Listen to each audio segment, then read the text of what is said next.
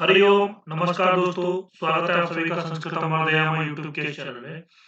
आज हम लोग इस वीडियो के अंदर में यूजीसी या एनटीए के द्वारा जो नेशनल टेस्टिंग एजेंसी एग्जाम करवाती है, उसके द्वारा जो नेट जेआरएफ एग्जाम होता है, उसमें संस्कृत 25 कोड के दिसंबर 2018 का पेपर हम लोग देखेंगे। इसके मैं पहले पेपर सॉल्व करवा रहा था, उसमें मैंने 30 क्वेश्चन सॉल्व करवाए हैं, जिसके ऊपर की मैंने 3 वीडियो बनाए हैं। तो जिन लोगों ने वो पुराने वीडियोस देखे हैं बहुत अच्छी बात है, जिन लोगों ने नहीं देखे हैं वो लोग वो वीडियोस जरूर देख लीजिए। मैं इस वीडियो के नीचे डिस्क्रिप्शन बॉक्स में उसका लिंक डाल दूंगा। हाँ, उसमें मैंने 1 से लेकर के 10 क्वेश्चन, 11 से लेकर के 20 क्वेश्चन और 21 से लेकर के 30 क्वेश्चन ऐसे करके 3 वीडियो बनाए हैं। और मैं अभी क्या कर रहा हूँ एग्जाम तक, अब आज से डेली, आज हो गया 25 तारीख, 25/11/2021 आज है डेट। आज से डेली, आज शाम से शुरू होगा, डेली आपके सुबह 7 बजे और शाम में 7 बजे 10-10 क्वेश्चन मैं सॉल्व करके लेकर के आऊंगा। और ये जो वीडियोज आएंगी, अभी आप पहले के वीडियो अगर देखे होंगे तो आपको पता होगा कि इसमें मैं ऐसा नहीं है कि पेपर क्वेश्चन का केवल आंसर बता रहा हूँ, पूरा एक डिटेल में उस टॉपिक को, चारों ऑप्शन है तो चारों ऑप्शन को मैं बता रहा हूँ। साथ में उस टॉपिक का, जिस टॉपिक से प्रश्न पूछा उस टॉपिक को पूरा क्लियर कर रहा हूँ। किताब में से जो मूल ग्रंथ है, उस खास बात ये मूल ग्रंथ को लेकर के मैं इसको मूल ग्रंथ से समझा रहा हूँ, ठीक है। तो ये वीडियोस आप लोगों के लिए बहुत हेल्पफुल होने वाले हैं और मैं इसके लिए आप लोगों को कहूंगा कि आप अपने दोस्तों को शेयर कीजिए, क्योंकि जितना ज्यादा आप शेयर करेंगे उतने ज्यादा लोगों तक ये वीडियोस पहुंचेंगे। अब क्योंकि 15 दिसंबर से लेकर के 23 दिसंबर के बीच कभी भी एग्जाम हो सकता है। तो अब हमारे पास में टोटल 20 दिन बाकी है। 20 दिन के अंदर में 40 वीडियोस आएंगे और टोटल मैं आपके 4 पेपर सॉल्व कराऊंगा। आपका दिसंबर 2019 और दिसंबर 2018, ये और फिर उसके बाद में जून 2019, दिसंबर 2019 और आपका सितंबर 2020। ये 4 पेपर जब से ऑनलाइन होना शुरू हुआ है तब से मैं सॉल्व कराऊंगा। और अभी आपको पता होगा कि कल 73 कोड का संस्कृत ट्रेडिशनल वालों का एग्जाम हुआ, उसमें भी पेपर का पैटर्न जो रहा है वो बिल्कुल ऐसा ही रहा है, ऑनलाइन बेस्ड रहा है। तो मैं उस पर अगले अगले वीडियो में डिस्कस करूंगा। अभी ये वीडियो जो है आपका पार्ट 4 है और इसमें 31 से लेकर के 40 क्वेश्चन तक होगा, ठीक है। और डेली आज से वीडियोस आएंगे। आप लोग 7 बजे सुबह और 7 बजे शाम तैयार रहिएगा। ये आपके, मैं बता रहा हूं कि जिसने ये वीडियोस देख लिए उसके 60 टू 70 क्वेश्चंस इन्हीं वीडियोस में से आएंगे। मैं पूरी चीज डिटेल में बता रहा हूं, तो इसलिए आप लोग ये वीडियोस बिल्कुल अच्छे से फॉलो करिएगा, ठीक है। चलिए अब हम लोग शुरू करते हैं। ये देखिए, ये है आपका पेपर का क्वेश्चन है। ये क्वेश्चन पेपर है, देखिए दिसंबर, यूजीसी नेट दिसंबर 2018 और 19/12/2018 को एग्जाम हुआ था। 9:30 बजे से लेकर के 1 बजे तक एग्जाम हुआ था। 25 कोड का एग्जाम है, ठीक है। ये आपका पहले 50 क्वेश्चन जो होते हैं फर्स्ट पेपर होता है। उसके बाद आते हैं हम आगे, संस्कृत वाला ये रहा। इसमें आपको मैं दिखा दूं तो, एक मिनट रुकिए। हम्म, ये देखिए, यहां से शुरू हो रहा है संस्कृत का। इसको मैंने पूरे डिटेल में आपके 3 वीडियो जो बनाए उसमें जरूर देखिए। उसमें आपको बताया है, ये जैसे पहला क्वेश्चन वाक्य पदीयम का है, तो वाक्य पदीयम में से कितना नंबर श्लोक है, अकृतकम शास्त्रम किसको बोलते हैं, उस श्लोक की पूरी व्याख्या की है। सब मैंने अच्छे से डिटेल में बताया है, तो आप लोग वो वीडियो जरूर देख लीजिए। दूसरे पार्ट में भी मैंने 11 से लेकर के 20 तक बनाए हैं और 21 से लेकर के 30 तक वीडियोस में मैंने बता दिए। अब हम आते हैं 31 से लेकर के, ये रहा 31 से आपके शुरू करते हैं।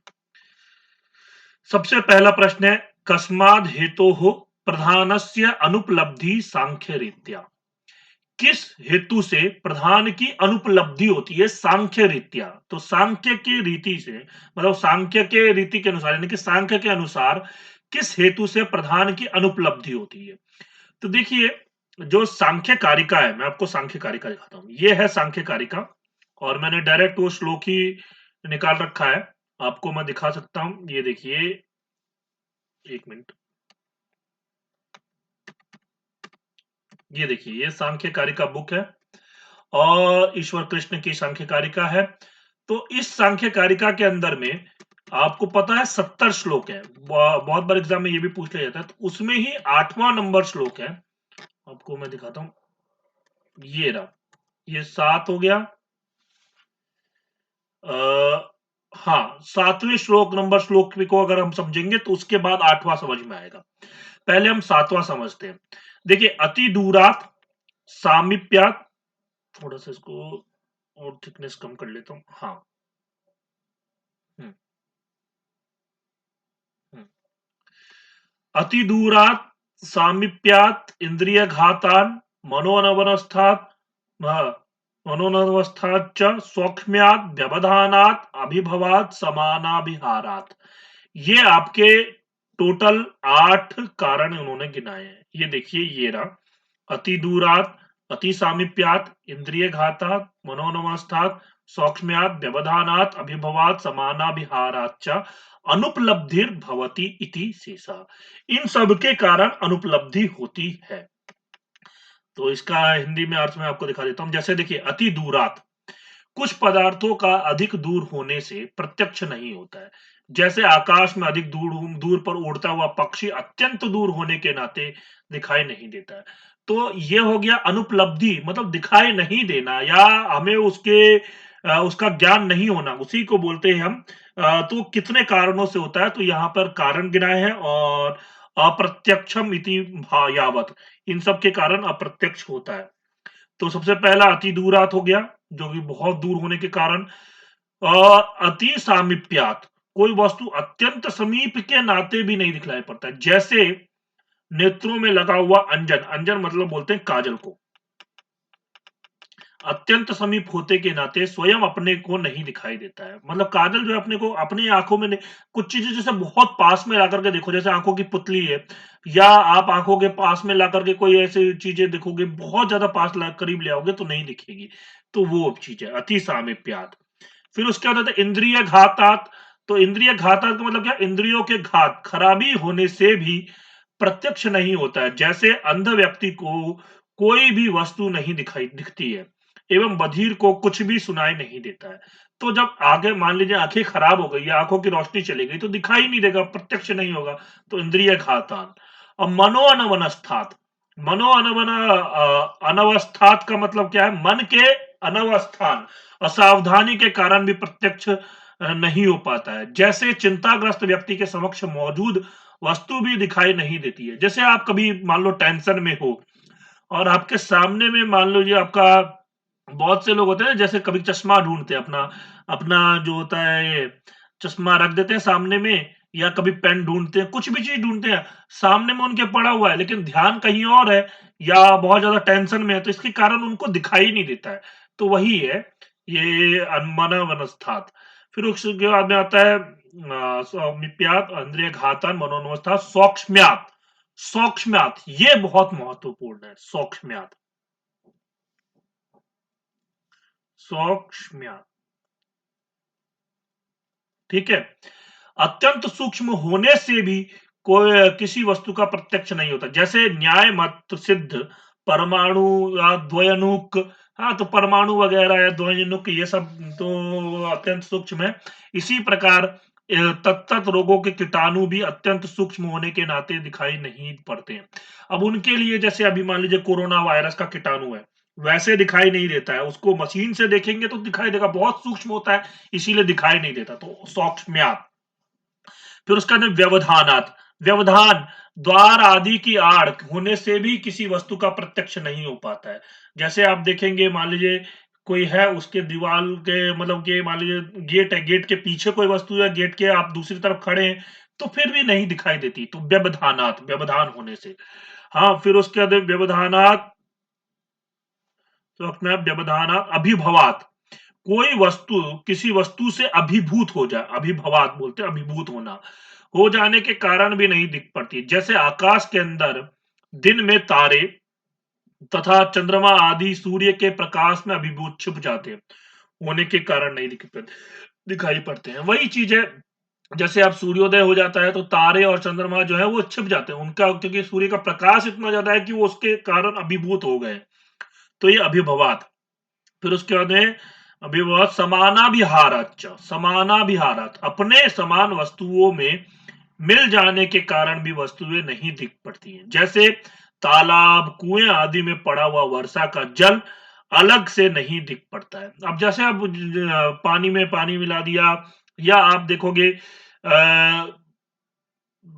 50 पेन ले लो, 50 पेन के अंदर में एक पेन अपना भी मिला दो, एक जैसे पेन के बीच में, वो भी आपका पेन कौन सा है ये पता ही नहीं लगेगा। तो वही है अभिभवात, वो समानाभिहारात, इसे बोलते हैं समानाभिहार। तो इस प्रकार से 8 कारण उन्होंने गिनाए जिसके कारण अनुपलब्धि होती है। ठीक है, अब इस अनुपलब्धि होने के बाद में फिर हमारा प्रश्न क्या था, अब ये प्रश्न देखते हैं हम। प्रश्न था कस्माद हेतु, किस हेतु से प्रधान की अनुपलब्धि होती है। तो देखिए समानाभिहारात भी है, अति दूरात भी है, मनोअनवस्थात भी है, और अनवस्थानात भी है, और सूक्ष्मात भी है। तो ये चारों ऑप्शन है। अब इनमें से किसके कारण प्रधान की अनुपलब्धि होती है, तो इसके आगे की जब हम कारिका पढ़ते हैं, आगे की कारिका में बोला है सौक्ष्म्यात् तदनुपलब्धि न अभावात कार्यतः तदुपलब्धे महदादि तच्च कार्यम प्रकृति विरूपम स्वरूपम च। तो ये बोलते हैं महदादि तच्च कार्यम प्रकृति विरूपम स्वरूपम च, बोलते हैं सौक्ष्म्यात्, सूक्ष्म होने के कारण, सौक्ष्म्यात्, यहाँ पे रह गया है, इनका मिस्टेक है। हाँ, तदनुपलब्धि, उसकी अनुपलब्धि होती है, ना तो अभावात, ना अभावात, मतलब उसका अभाव है ऐसा नहीं है, क्योंकि कार्यतः, कार्य से, तदुपलब्धे, उसकी उपलब्धि होती है, कार्य से उसकी उपलब्धि हो रही है। तच्च कार्यम, उसका कार्य कौन सा है, महदादि, महदादि उसके कार्य है, प्रकृति विरूपम स्वरूपम च, प्रकृति विरूप है और स्वरूप में। हाँ, तो ये इसके इसका ये क्या हुआ, देखिए प्रकृति का अत्यंत सूक्ष्म होने के कारण ही प्रत्यक्ष नहीं हो पाता है। ठीक है, प्रकृति और पुरुष के प्रत्यक्ष ना होने के में उनका अभाव कारण नहीं है, अर्थात प्रकृति और पुरुष नाम की संसार में कोई वस्तु ही नहीं है, ऐसी बात नहीं है, क्योंकि महत तत्व आदि कार्य से उसके कारण प्रकृति की उपलब्धि का ज्ञान होता है। ठीक है, तो ये आपको बताया है, और इसमें कारण क्या है, इसका सूक्ष्म्यात, तो इसका आंसर क्या हो जाएगा, सूक्ष्म्यात, इसका आंसर हो जाएगा चौथा, कुल सूक्ष्म्यात। ठीक है, तो ऐसे ही मैंने और भी जो आपके क्वेश्चंस हैं, 30 क्वेश्चन जो है पहले के कराए हैं, आप लोग वो वीडियो जरूर देखिए, और ये वीडियोस अपने दोस्तों को जरूर से जरूर शेयर कीजिए, और जितना ज्यादा आप शेयर करेंगे उतना ज्यादा लोग आपके, जैसे मान लीजिए कोई दोस्त तैयारी कर रहे हैं तो उनको भी आपने भेजा तो उनको भी हेल्प होगा। इसके बाद आते हैं प्रश्न संख्या दूसरे पे। पंडित राज जगन्नाथानुसारम निम्नलिखितेषु को न रस दोषः। हाँ, पंडित राज जगन्नाथ के अनुसार आपका निम्नलिखित में से कौन रस दोष नहीं है। तो आप देखिए ये डरने की बात नहीं है, क्योंकि रस गंगाधर बहुत से लोग नहीं पढ़े होंगे, और मैं आपको बता दूं कि ये दिसंबर 2018 का पेपर है। अभी जो पेपर हो रहे हैं उसमें रस गंगाधर, ये पंडित राज जगन्नाथ के अनुसार कौन सा ग्रंथ है, रस गंगाधर है। तो ये जो रस गंगाधर है ना, इस रस गंगाधर पे प्रश्न नहीं आएगा, गारंटी है। क्योंकि क्यों, क्योंकि सिलेबस चेंज हो गया, पाठ्यक्रम परिवर्तित हुआ। जब पाठ्यक्रम परिवर्तित हुआ, ऑनलाइन एग्जाम इन्होंने पहले कंडक्ट करा दिया और उसके बाद पाठ्यक्रम चेंज किया है। तो जो ये वाला प्रश्न था दिसंबर 2018 वाला, इसमें पुराने पाठ्यक्रम के आधार पे ही प्रश्न बने थे और इसी के कारण जो है आपका पंडित राज जगन्नाथ के अनुसार पूछा गया था प्रश्न। मैं ये बता दूंगा, पर अभी आपको ये रस गंगाधर परीक्षा की दृष्टि से नहीं पढ़ना है, वैसे आपको पढ़ना हो तो पढ़ ही लीजिएगा। ठीक है। स्थायी व्यभिचारी नाम शब्दवाच्यत्वम समबल प्रबल प्रतिकूल रसांगानाम निबंधनम रसस्य व्यंग्यत्वम और विच्छिन्न विच्छिन्न रसस्य पुनर्दीपनम। अब देखिए, आपको रस गंगाधर ये रहा, इसमें मैंने डायरेक्ट आपका रस दोष ही निकाल रखा है, क्योंकि पूरे एक एक पेज पलटने में थोड़ा टाइम लग जाता है और वीडियो फिर बड़ा हो जाएगा, तो फिर मैं समय यापन नहीं करना चाहता हूँ मैं, इसीलिए, क्योंकि अब परीक्षा का 20 दिन रह गया है तो ज्यादा समय यापन ना हो। ठीक, इसीलिए अब देखिए, यहाँ पे बोल रहे हैं अत्रैव सामान्य दोषम उक्त्वा विशेष दोष वक्ति। हाँ, यहीं पर सामान्य दोष कह करके अब विशेष दोष वो बता रहे हैं। ठीक है। आस्वाद आस्वाद्यतावच्छेदक प्रत्यय जनकतया रस स्थले वाच्य वृत्ते का काशेय कल्पत्वेन विशेषत्व विशेष दोषत्वाच्च। मतलब यहाँ पे सामान्यतया मैं बता दूं आपको, जो रस का आस्वादन इत्यादि जो करते हैं, हाँ, उसमें क्या होता है, जो नाम वगैरह ले लेते हैं, या जैसे आप बोल दिए यहाँ पर श्रृंगार रस है, अब वो श्रृंगार रस है बताने की जरूरत नहीं है, जब आप पद्य बनाओगे तो उसके अंदर में अपने आप ही जब प्रेम आदि का भाव दिखेगा तो अपने आप ही श्रृंगार की उत्पत्ति होगी, रस का आस्वादन होगा। तो इस प्रकार से दोष जो है बताए हैं। सबसे पहला देखिए, रस दोषेषु एव प्रथम निरूप्य द्वितीयम च निरूप्यति एवं स्थायी व्यभिचारीणाम अपि शब्द वाच्यत्व दोष। यहाँ पर एक तो रस स्थले वाच्य वृत्ते, हाँ, रस के स्थल में अगर रस का बोल दिया, नाम ले लिया, जैसे श्रृंगार है, यहाँ पर मैं अब श्रृंगार हास्य रस बोल रहा हूं, तो ऐसा नहीं। तो ये पहला बताया, फिर दूसरे में बताया ऐसे ही स्थायी व्यभिचारी नाम शब्द वाच्यत्व दोष। स्थायी भाव या व्यभिचारी भाव को अगर शब्द वाच्य में, शब्द में बोल दिया, तो वो दूसरे प्रकार का दोष हो गया। तो अब यहां देखिए प्रश्न क्या था, मैं आपको दिखाऊं। प्रश्न ये, को ना रस दोष, रस दोष नहीं है, तो स्थायी व्यभिचारी नाम शब्दवाच्यत्व ये दोष है, तो ये तो आंसर नहीं होगा, तो इसका ये आंसर कट गया। अब दूसरा हम देखते हैं, आगे चलते हैं।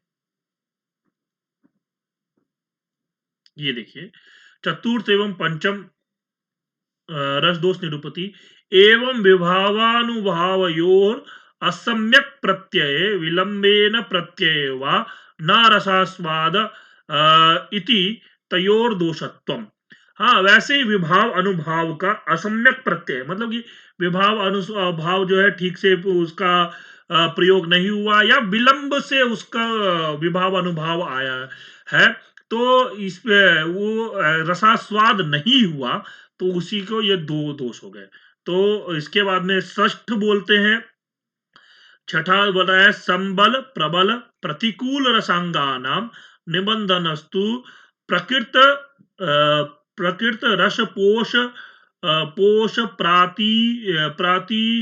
पिक पिकम इति दोष। हाँ, समबल प्रबल प्रतिकूल रसांगानाम निबंधनम, तो संबल समान बल वाले, प्रबल वाले, प्रतिकूल रसों के अंगों को, मतलब जो रस के अंगे वो जो होते हैं ना, जैसे आपका विभाव अनुभाव संचारी भाव इत्यादि, तो उन सब का निबंधन कर देना जो है, ये क्या हो जाता है आपका, इसे छठे प्रकार का रस दोष हो जाता है।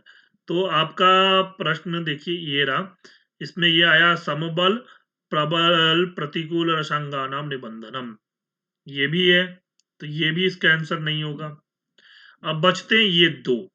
ठीक है,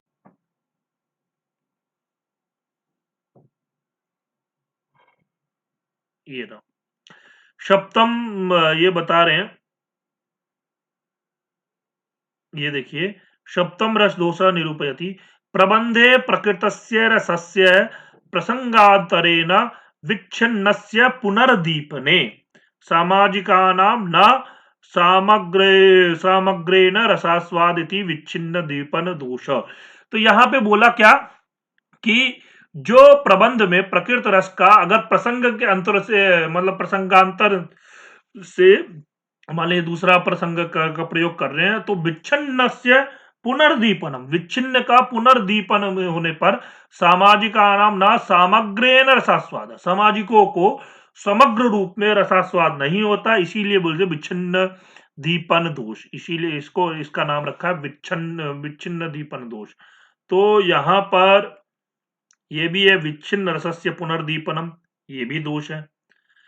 तो अब ये भी आंसर नहीं होगा, बचा क्या ये केवल, तो इसका आंसर ये होगा, ये रस दोष में नहीं है। रसस्य व्यंग्यत्वम, ये तो उल्टा आपका बहुत बढ़िया, ये दोष नहीं है, ये उत्तम काव्यों में चले जाएगा। ठीक है, ऐसा।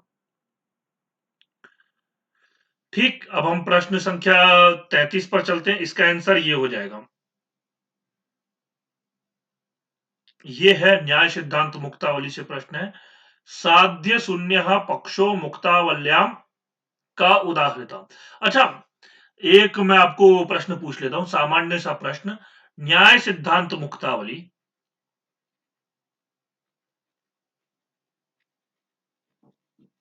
किसकी रचना है, इसके रचनाकार कौन है,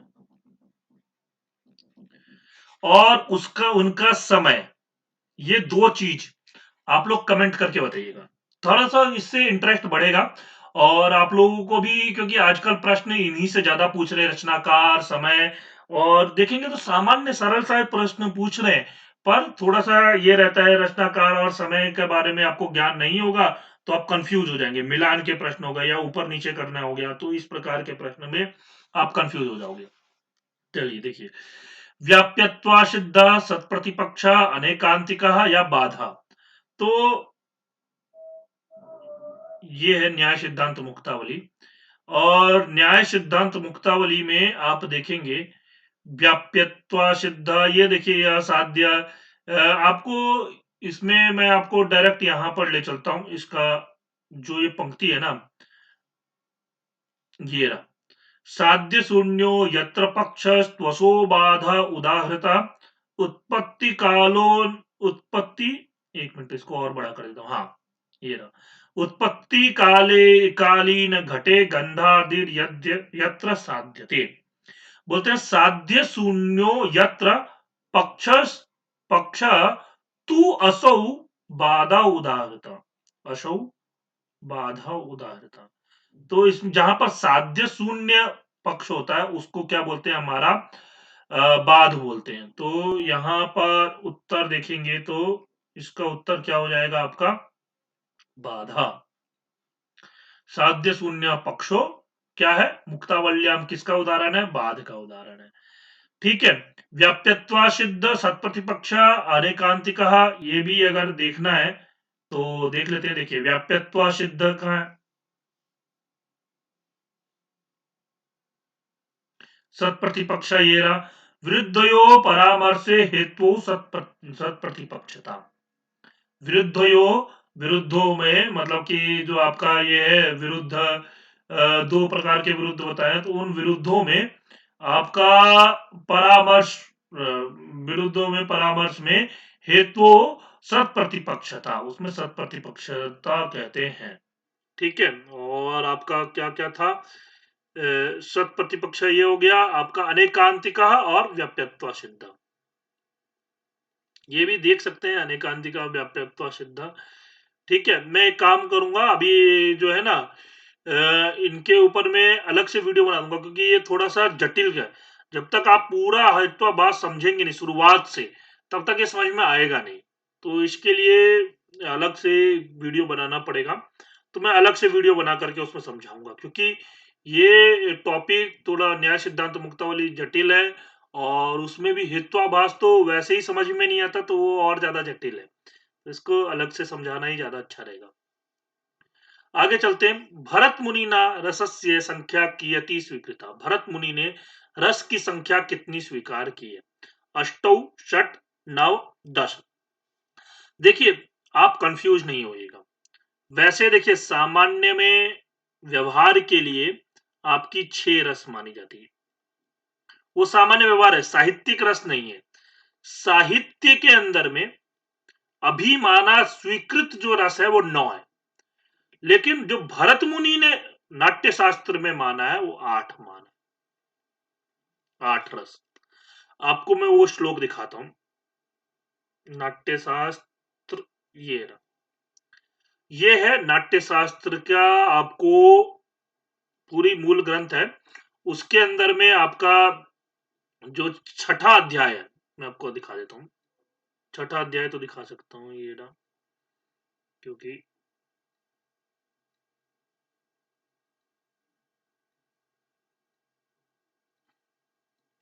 अच्छा ये 5वां अध्याय चल रहा है।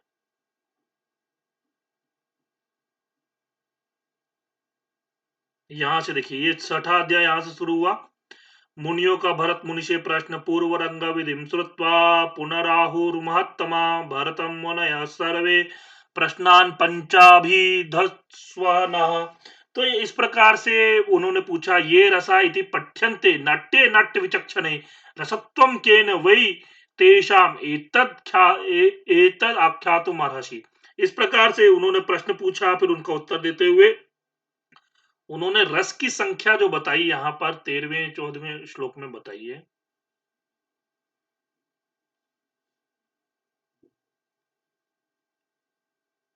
नहीं, ये कार्य का यहाँ पे ये 11वां है, ये रहा 15वां है। 15वां श्लोक के अंदर में वो बताया उन्होंने रस की संख्या, श्रृंगार, हास्य, करुणा, रौद्रवीर भयानका, बिभत्साद्भुत संज्ञो, चेत्यष्टो नाट्ये रसा स्मृता। नाट्य में श्रृंगार, हास्य, करुण, रौद्र, वीर, भयानक, विभत्स, अद्भुत नामक 8 रस बताए हैं। देखिए, श्रृंगार है, हास्य है, करुण है, रौद्र है, वीर है, भयानक है, विभत्स है, अद्भुत है। ये 8 रस हो गए। इसके बाद ना एक शांत रस भी जोड़ा है। ठीक, तो मिला जुला करके 9 रस हो गए। फिर कुछ लोग मानते हैं वात्सल्य रस को भी मान लेते हैं। हाँ, वो 10 रस मान लेते हैं। तो ये वैसे 9 रस सबके द्वारा स्वीकृत है। हाँ, केवल नाट्य शास्त्र के द्वारा 8 रस स्वीकृत है। बाकी सब लोग 9 रस तो मानते ही मानते हैं। नवरसा। अब नवरस रुचिरालंकृति धारा, ऐसे ही करके एक पद्य कहीं से आ रहा है स्मरण में। हाँ, तो इसका आंसर क्या हो जाएगा? अष्ट, अष्टौ। ठीक, आगे चलते हैं हम प्रश्न संख्या 35 पे। मौद शाखा केन वेदेन सह संबद्ध? कृष्ण यजुर्वेदेन, अथर्ववेदेन, सामवेदेन, ऋग्वेदेन। तो इस प्रकार के तो प्रश्न आप लोग चार्ट बना करके रख लीजिएगा अपने पास में, और उसको हमेशा देखते रहिए, क्योंकि इनसे प्रश्न बहुत पूछे जाते हैं और ये प्रश्न गलत गलत नहीं होने चाहिए। तो ये तो आपका देखिए मौद प्रश्न पूछा हुआ है, आपको मैं दिखा देता हूं। ये आपका संस्कृत साहित्य का इतिहास प्रश्न है, बुक है। उस बुक में से ये देखिए, महाभाष्य में अथर्ववेद की 9 शाखाओं का निर्देश है। अथर्ववेद की नवधा अथर्वणो मतः। हाँ, अथर्वणो वेदः, ये ऐसे इस प्रकार का पंक्ति है। हाँ, नहीं वो पंक्ति है ना, क्या है, एकविंशतिदा बाहुवृच्यम शतमेकम अध्वर्यु शाखा सहस्रवर्त्मा सामवेद नवधा अथर्वणो मतः, या नवधा अथर्वणो वेदः, इस प्रकार से। तो उनके नाम कौन कौन से ये याद रखिए। सबसे पहला है पेप्पलाद, तौद, मौद, शौनकीय, जाजल, जलद, ब्रह्मवेद, देवदस तथा चारण वैद्य। ठीक है, तो इसमें से जो हमारा प्रश्न भी पूछा, मौद पूछा है, तो वो किसका है? अथर्ववेद का। देख सकते हैं हम प्रश्न, ये रहा, मौद शाखा केन वेदेन संबद्धा, तो अथर्ववेदेन, तो इसका आंसर ये हो जाएगा, अथर्ववेद। ठीक, इसके बाद हम प्रश्न संख्या आते हैं 36 पे। राजन्तमध्वराणां गोपामृतस्य दीदिविम, अत्र दीदिविम पदस्य को अर्थ। यहां पर दीदिविम पद का क्या अर्थ है? तो देखिए सबसे पहले तो यही प्रश्न उठ सकता है कि ये जो है आपका ये जो पंक्ति है, ये पंक्ति किस सूक्त में से है? ठीक है, किस सूक्त में से है? तो ये मैं आपको बता दूं, अग्नि सूक्त में से है। और अग्नि सूक्त जानते ही हो आप, सबसे पहला सूक्त है ऋग्वेद का। हाँ, तो उस अग्नि सूक्त में से आपका, अब ये आपको देखेंगे तो मैंने पूरी वीडियोस बना रखे हैं आप ये सारे सूक्तों के ऊपर में, आप लोग वो वीडियोस देख सकते हो। एक-एक मंत्रों की मैंने अच्छे से व्याख्या की है। तो उसी में ही उसी क्रम में ये पूछा है कि दीदिबिम, यानी कि आपको मंत्रों की व्याख्या अच्छे से पता होनी चाहिए। दीदिबिम शब्द का क्या अर्थ है पद का? तो ये देखिए, मैंने यहाँ पे निकाल के ही रखा है। ये दूसरा ये रहा, ये आपका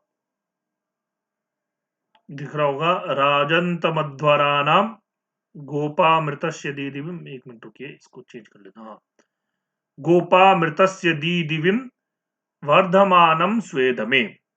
और ये भी मंत्र जो बहुत इंपॉर्टेंट है, ये दोनों मंत्र इंपॉर्टेंट है, और ये 9 मंत्र है अग्नि सूक्त के अंदर में। और सबसे पहला ही सूक्त है, यहाँ पर आप देख सकते हो, यहाँ दिखा देता हूं मैं आपको।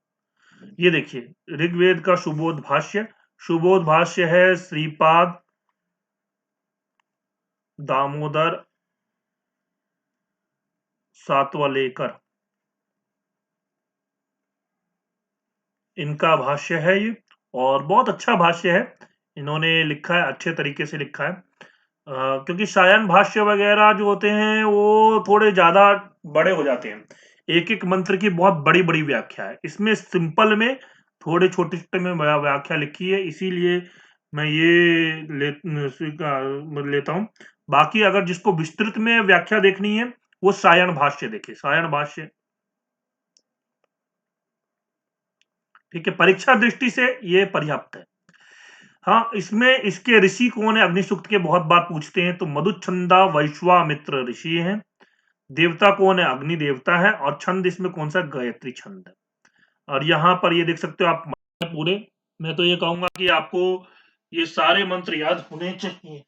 ठीक है, क्योंकि एक भी मंत्र ऐसा नहीं है कि आपके लिए इंपॉर्टेंट नहीं है, सारे इनसे हर बार परीक्षा में प्रश्न पूछे जाते हैं। ठीक, तो यहाँ पर अभी हमारा दीदिविम पद का अर्थ पूछा था, तो यहाँ हम इसका अर्थ देख लेते हैं। देखिए, राजन्त्वम अध्वराणाम गोपाम, तो दीप्यमान हिंसा रहित यज्ञों के रक्षक। राजंतम मतलब दीप्यमान, हाँ, अध्वराणाम गोपाम, तो हिंसा रहित यज्ञों के, अध्वर बोलते यज्ञ, अध्वा अध्वराणाम, और गोपा, गोपा तो जानते ही हो रक्षक। हाँ, मतलब ये बोलते हैं ना, गुपु रक्षणे धातु से बना है, गुपु रक्षणे इस धातु से। तो ये आपका गोपाम। हाँ, फिर उसके बाद में ऋतस्य दीदिविम, अटल सत्य के प्रकाशक। तो ऋतस्य मतलब अटल सत्य के, हाँ, प्रकाशक। दीदिविम का मतलब क्या हुआ? प्रकाशक। ठीक है, और स्वेद में वर्धमान, अपने घर में बढ़ने वाले अग्नि के पास हम नमस्कार करते हुए आते हैं। जो अपने घर में बढ़ते रहते हैं, ऐसे अग्नि के पास हम नमस्कार करते हुए आते हैं। तो यहाँ पर प्रकाशक इसका अर्थ हुआ। और आप प्रश्न में देख सकते हो, ये रहा, इंद्रम द्युलोकम पुनर्जाय पुनर्जायमानम या प्रकाशमानम। तो इसका आंसर क्या हो जाएगा? प्रकाशमानम। बहुत लोग कंफ्यूज होंगे, वो द्युलोक लगाएंगे या कुछ लोग पुनर्जायमानम, लेकिन इसका आंसर जो है प्रकाशमानम। ठीक, उसके बाद आते मांडुकायनी शाखा कस्य वेदस्य विद्यते? ऋग्वेदस्य, अथर्ववेदस्य, सामवेदस्य या यजुर्वेदस्य? तो देखिए मांडुकायनी शाखा जो है वो आपकी किस वेद की है? तो यहां तो अथर्ववेद की तो है नहीं, तो हम ऊपर चलते हैं और देखते हैं। एक मिनट,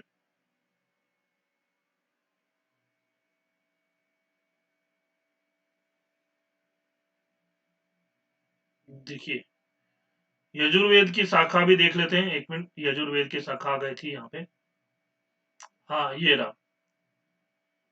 शुक्ल यजुर्वेद के आपके देख सकते हैं हम,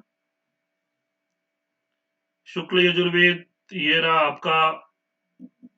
थोड़ा छोटा कर देता हूँ ना तो अच्छे से देखिए। हाँ, ये शुक्ल यजुर्वेद कर्मकांड परक है। इसमें भी आपका यहाँ पर देखेंगे तो शुक्ल और कृष्ण यजुर्वेद से यजुर्वेद दो भागों में विभक्त हो गया है। इसमें 100 या 100 शाखाएं, 101 शाखाएं मानते थे।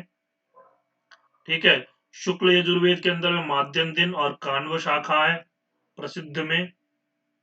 ठीक, और कृष्ण ये इसके बाद में इसका पूरा बताया, शुक्ल यजुर्वेद के अध्यायों का विभाजन किया।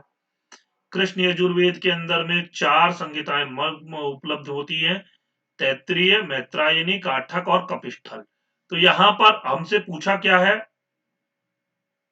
प्रश्न में पूछा है मांडुकायनी, तो अथर्ववेद का भी नहीं है और यजुर्वेद का भी नहीं है। फिर अब ये किस वेद का है, तो हम आगे और चलते हैं, तो मैं आपको दिखाता हूँ। मैं इसलिए ये इन वेदों का बता रहा हूं क्योंकि अभी देखिए परीक्षा के दृष्टि से आप लोगों का रिवीजन हो जाएगा, जो लोग ये वीडियो देख रहे हैं, और आपको पता लग जाएगा। ठीक है, ये इसलिए मैं ऐसे आपको कृष्ण यजुर्वेद का भी दिखा दिया, शुक्ल यजुर्वेद का भी दिखा दिया, ताकि आप लोगों को ये रिवीजन हो जाए। और इसका ऐसा नहीं है, क्योंकि देखिए परीक्षा में ना, मैं आपको एक बात सच बात बताऊं तो, क्या है उत्तर से ज्यादा क्या नहीं है ये जरूरी है। कारण, क्योंकि अभी कल मेरी 3-4 लोगों से बात हुई 73 कोड का, जिन लोगों ने पेपर दिया था, बोल रहे अब 4 ऑप्शन वाले तो प्रश्न बहुत कम पूछे गए। मतलब पूरे 100 पेपर में 20 प्रश्न भी नहीं थे जिनके 4 ऑप्शन हो। किसी किसी में 5 ऑप्शन है, किसी किसी में 6 ऑप्शन है, किसी में अभी कथन वाला है। मतलब ए सही है कि आर सही है, ए सही है तो आर उसकी व्याख्या करता है, ऐसे हैं, मिलान वाले हैं। तो अब उसमें क्या है, आपको हर एक आंसर तो नहीं पता होगा, तो क्या नहीं है ये पता होना ज्यादा जरूरी होता है। ये चीज इसीलिए मैं बोल रहा हूं कि ये आपको देखते रहना चाहिए। ठीक है, यहां आते हैं, ये देखिए शाकल महाभाष्य में इस वेद की 21 शाखाओं का उल्लेख है, किंतु चारण व्यूह के अनुसार 5 शाखाएं मुख्य हैं, शाकल, बाष्कल, आशुलायन, सांखायन और मांडुकायन। तो हमारा प्रश्न क्या था,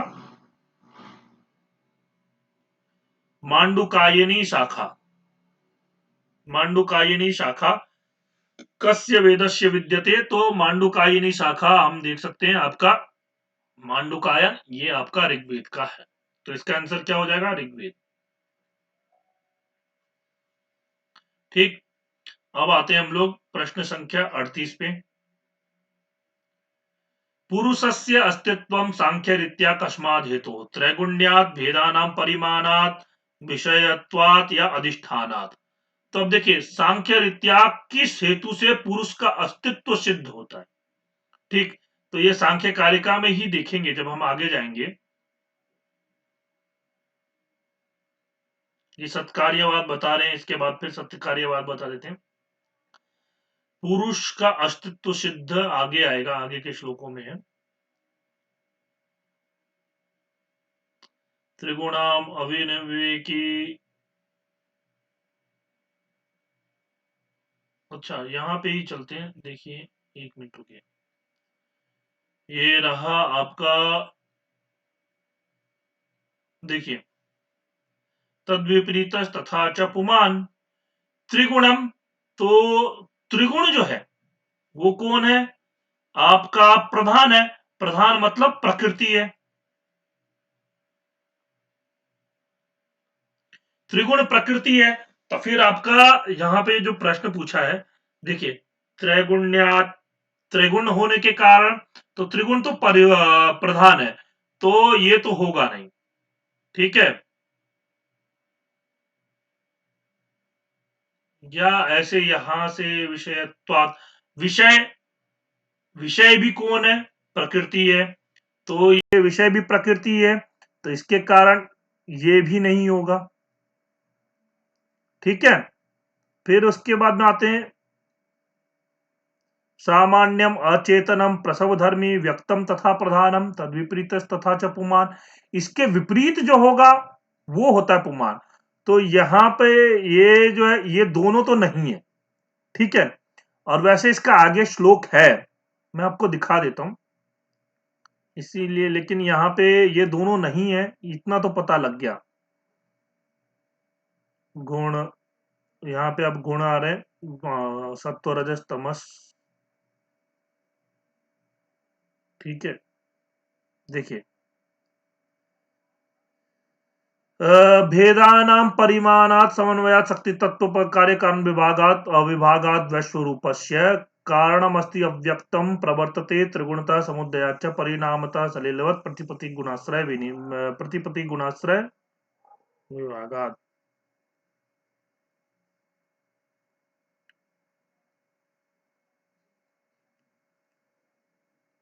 अच्छा, ये इसी श्लोक का वाक्य है।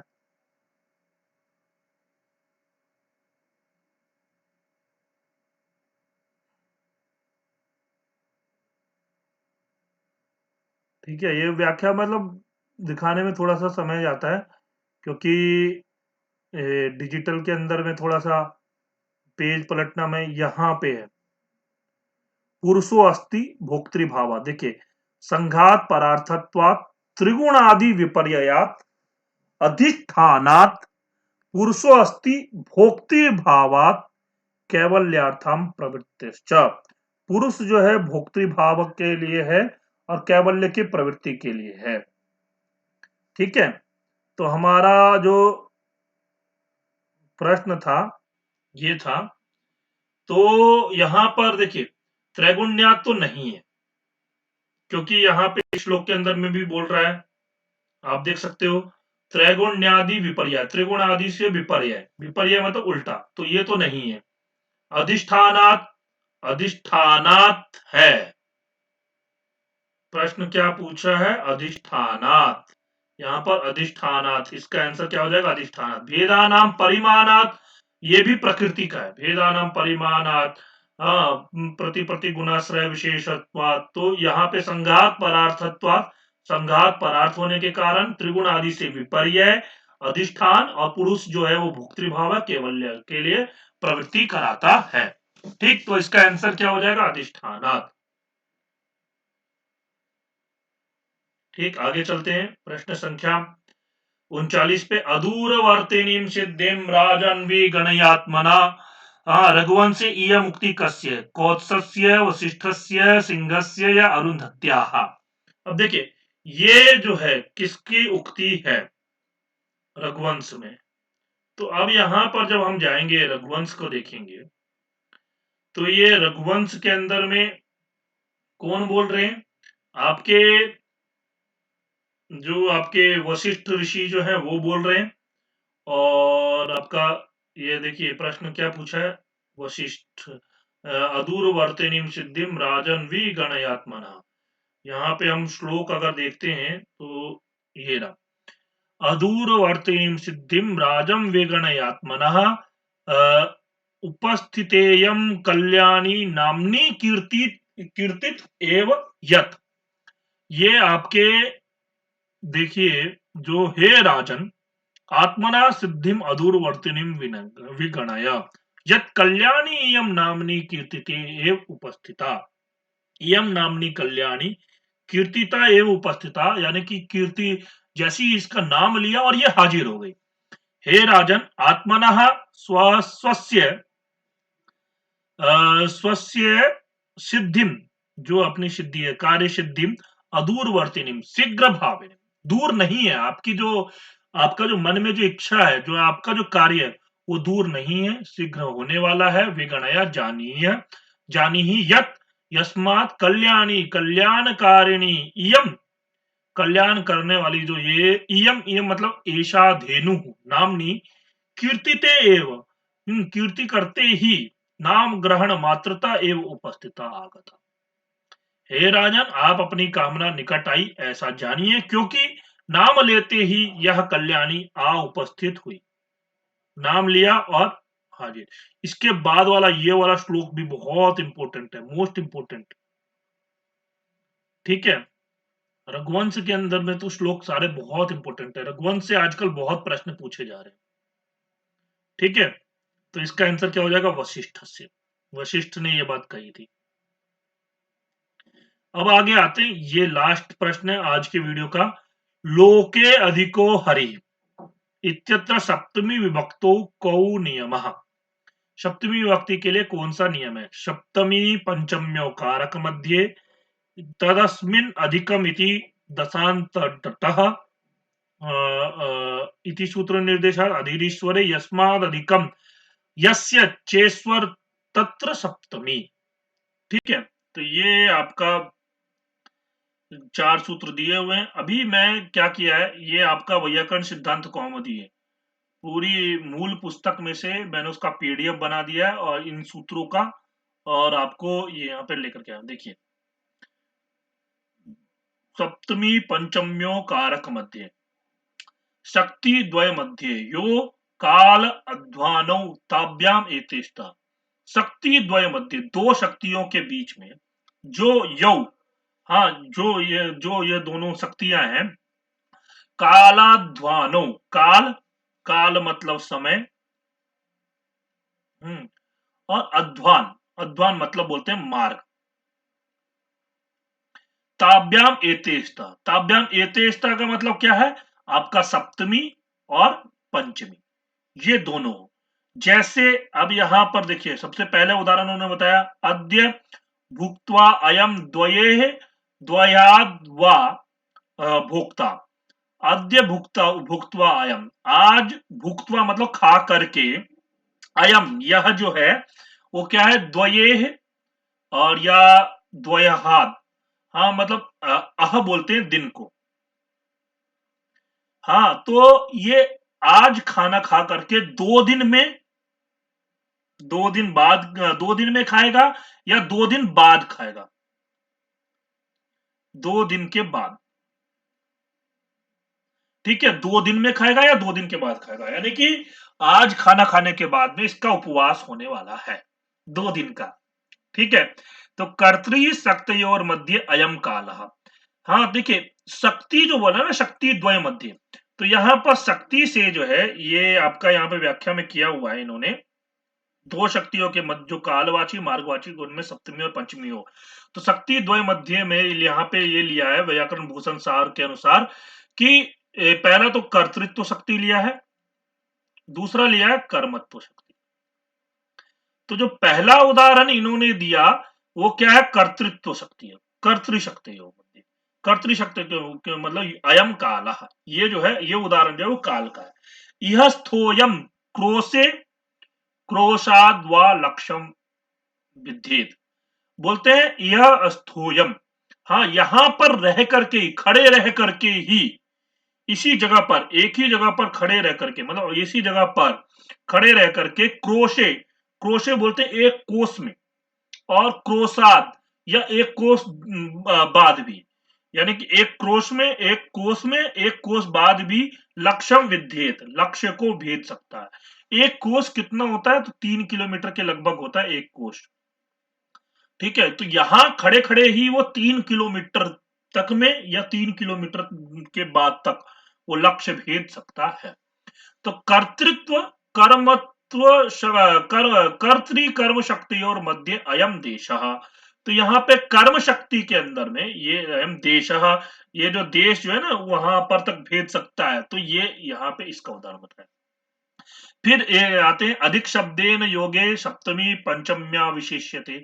अधिक शब्दों के योग में सप्तमी और पंचमी होता है।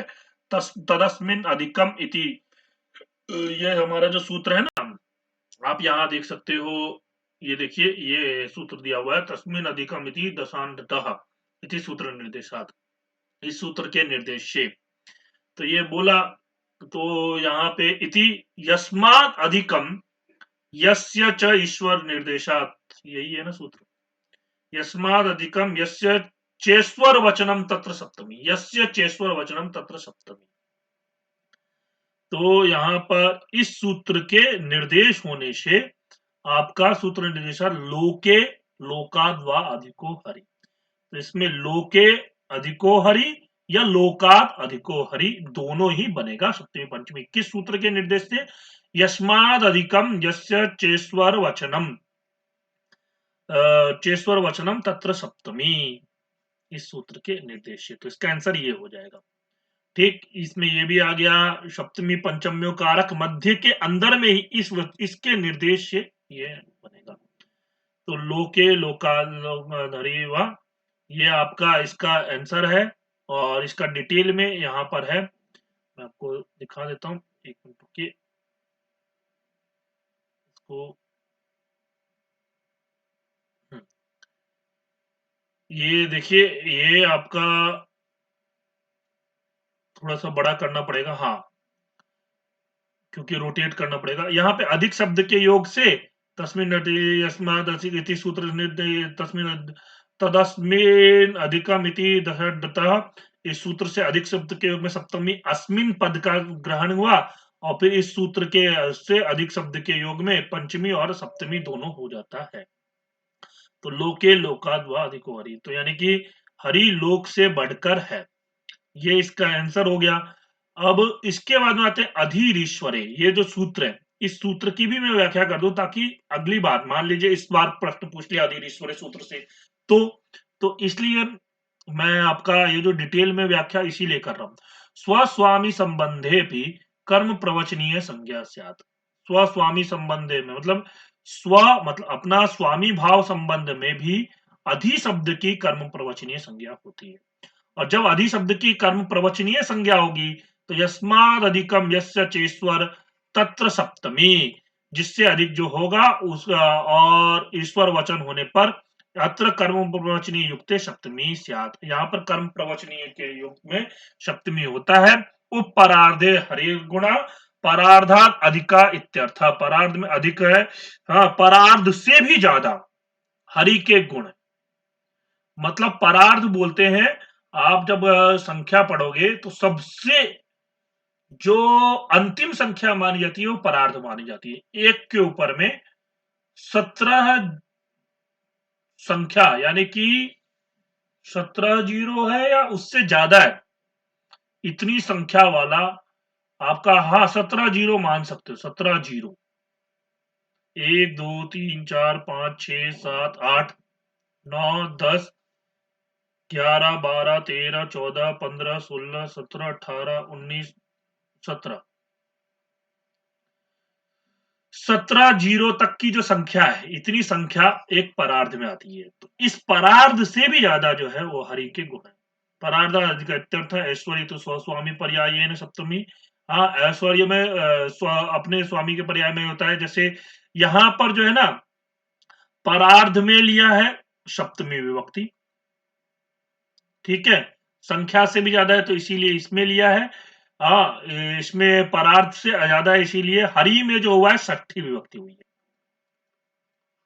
हरे है मतलब सप्तमी मत समझना, हरि शब्द का जो होता है ना, हरे पंचमी और षष्ठी दोनों में हरे है बनता है, तो हरे गुण।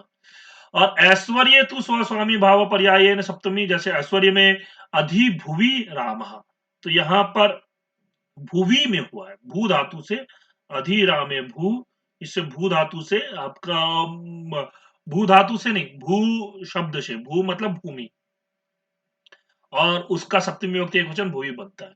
सप्तमी सौंडे इति समास पक्षे तो रामाधीना अक्षपड़ इत्यादि इत्यादि ने खा। तो यहां पर ये हमारा आज 40 प्रश्न हो गया। आगे 41 से हम लोग अगले वाली वीडियो में करेंगे, जो कि कल सुबह 7 बजे आएगी, ठीक है। आज से डेली आप सुबह 7 बजे, सुबह और शाम में 7 बजे सायं, ठीक है, तैयार रहिएगा। ये डेली 10-10 क्वेश्चन करके मैं 40 वीडियो आपके पेपर तक लेकर के आऊंगा। आप ये वीडियो देखिए, अपने नोट्स बनाइए, निश्चित रूप से 60 से 70 प्रश्न आपके कहीं नहीं जा रहे, बिल्कुल सही होंगे। और भी आप इस चैनल से जुड़े रहिए, आपको बहुत अच्छे से नेट के परीक्षा के अंदर में 60 से 70 क्वेश्चन आपके बिल्कुल सही होंगे, ठीक है। और ये अगर वीडियो आपको अच्छा लगे तो आप इसको लाइक कर दीजिएगा, ठीक है, और कहीं कमी हो तो बताइएगा, फिर मैं उसको सुधारूंगा और अच्छा करूंगा। ठीक है, धन्यवाद, मिलेंगे अगली वीडियो में।